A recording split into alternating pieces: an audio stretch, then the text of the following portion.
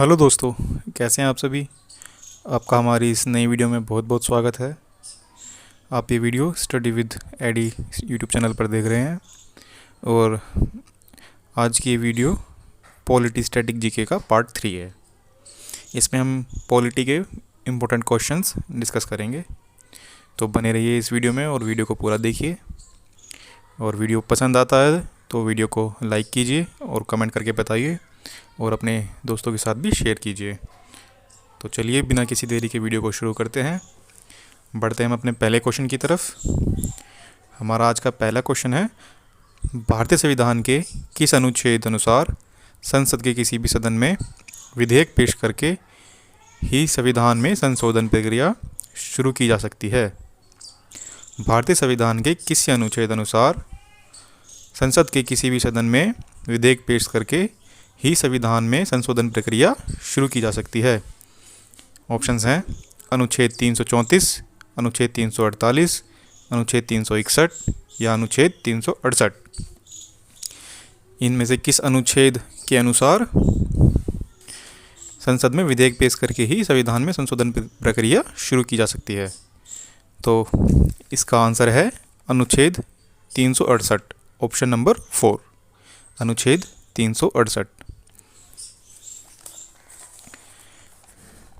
भारतीय संविधान के अनुच्छेद 368 के अनुसार संसद के किसी भी सदन में विधेयक पेश करके संविधान में संशोधन प्रक्रिया शुरू की जा सकती है और उस सदन की कुल सदस्यता के बहुमत, उपस्थिति और मतदान में भाग लेने वाले सदस्यों के 2/3 मतों में विधेयक को प्रत्येक सदन में पारित किया जाना चाहिए।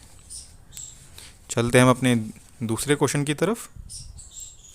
संयुक्त राष्ट्र महासभा की पहली महिला भारतीय अध्यक्ष कौन थीं? संयुक्त राष्ट्र महासभा की पहली महिला भारतीय अध्यक्ष कौन थीं? सरोजिनी नायडू, मार्गरेट थैचर, विजयलक्ष्मी पंडित या गोल्डा मेयर? तो इसका सही आंसर है Vijayalakshmi Pandit, option number 3, option number 3 Vijayalakshmi Pandit. Shrimati Vijayalakshmi Pandit को 18 सितंबर 1953 को संयुक्त राष्ट्र महासभा के 8वें अधिवेशन का अध्यक्ष निर्वाचित किया गया। ये वह सम्मान पाने वाली प्रथम महिला थीं। वह जवाहरलाल नेहरू की बहन थीं। वे 1937 में मंत्रिमंडल में भी स्थान पाने वाली प्रथम भारतीय महिला थीं, जिन्हें मंत्रिमंडल में स्थानीय स्वशासन और सार्वजनिक स्वास्थ्य मंत्री का पद सौंपा गया था। नेक्स्ट क्वेश्चन है क्वेश्चन नंबर 3। भारतीय राष्ट्रीय कांग्रेस का गठन किस वर्ष हुआ? भारतीय राष्ट्रीय कांग्रेस का गठन किस वर्ष हुआ? 1885 में, 1875 में, 1901 में या 1835 में? तो भारतीय राष्ट्रीय कांग्रेस का गठन हुआ 1885 में। थियोसॉफिकल सोसाइटी आंदोलन के भारतीय और ब्रिटिश सदस्यों, जिसमें स्कॉटलैंड निवासी एलन ऑक्टेवियन ह्यूम भी शामिल थे, के द्वारा 1885 में भारतीय राष्ट्रीय कांग्रेस की स्थापना की गई थी। उन्होंने बम्बई में भारतीय राष्ट्रीय कांग्रेस की पहली बैठक का आयोजन किया था। चलते हैं नेक्स्ट क्वेश्चन की तरफ। Question number 4। हमारा क्वेश्चन नंबर 4 है, एकाधिक मताधिकार तंत्र क्या है? एकाधिक मताधिकार तंत्र क्या है? प्रत्याशी लोग एक से अधिक वोट देते हैं। केवल उच्च अधिकारी ही एक से अधिक वोट देते हैं। पत्रित वोटर एक वोट देता है तथा कुछ विशेष योग्यता वाले वोटर एक से अधिक वोट देते हैं। सभी नागरिक अलग अलग 3 वोट देते हैं। तो इसका जो है सही आंसर है वो है ऑप्शन नंबर 3, पत्रित वोटर एक वोट देता है तथा कुछ विशेष योग्यता वाले वोटर एक से अधिक वोट देते हैं। एकाधिक मताधिकार वह प्रथा है जिसके द्वारा एक व्यक्ति एक ही चुनाव में कई बार वोट डाल सकता है। यह सन 1800 में आयोजित चुनावों में मताधिकार का वह स्वरूप था जहां मत का अधिकार संपत्ति के स्वामित्व से जुड़ा हुआ था। वह मतदाता जिसकी कई जिलों में संपत्ति थी, कई जिलों में वोट डाल सकता था। यह प्रणाली 1948 से पूर्व ब्रिटेन में प्रचलित थी, जहां मतदाता एक से अधिक निर्वाचन क्षेत्र में वोट डाल सकते थे। बढ़ते हैं अपने नेक्स्ट क्वेश्चन की तरफ। क्वेश्चन नंबर 5, लोकसभा के प्रथम अध्यक्ष कौन थे? लोकसभा के प्रथम अध्यक्ष कौन थे? Doctor S P Mookerjee, G V Mavalankar, N Sanjiva Reddy या B R Ambedkar? Doctor S P Mookerjee, G V Mavalankar, N Sanjiva Reddy या बी आर अम्बेडकर? तो हमारा इसका सही आंसर है ऑप्शन नंबर 2, जीवी मावलंकर। स्वतंत्र भारत में प्रथम आम चुनाव के बाद 15 मई 1952 को गणेश वासुदेव मावलंकर को लोकसभा का प्रथम अध्यक्ष नियुक्त किया गया था। इससे पूर्व वे केंद्रीय विधानसभा के अध्यक्ष रहे और बाद में भारत की संविधान सभा के अध्यक्ष बने। हमारा नेक्स्ट क्वेश्चन है क्वेश्चन नंबर 6, भारतीय राष्ट्रीय कांग्रेस के गठन संबंधी आंदोलन की शुरुआत किसने की? भारतीय राष्ट्रीय कांग्रेस के गठन संबंधी आंदोलन की शुरुआत किसने की? ऑप्शंस हैं Annie Besant, A O. Hume, Mahatma Gandhi या B R Ambedkar? Annie Besant, A O. Hume, Mahatma Gandhi या बी आर अम्बेडकर? तो इसका हमारा सही आंसर है option number 2, A.O.. Hume. British लोक सेवक एलन ऑक्टेवियन ह्यूम की पहल पर भारतीय राष्ट्रीय कांग्रेस की स्थापना हुई थी। मई 1885 में उन्हें वायसराय से भारतीय राष्ट्रीय संघ बनाने की स्वीकृति मिली, जो भारतीय जनता की आवाज़ के मंच के रूप में कार्य करता।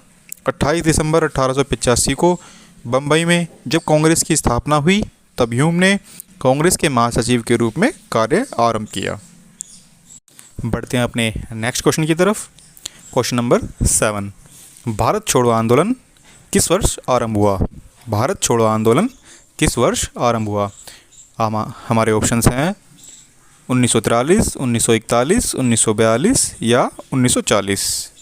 1943, 1941, 1942 या 1940? तो हमारा इसका सही आंसर है सन 1942।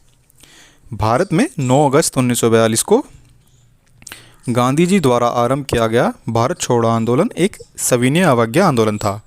इस आंदोलन के द्वारा ब्रिटिश सरकार को भारत छोड़ने का आदेश दिया गया था।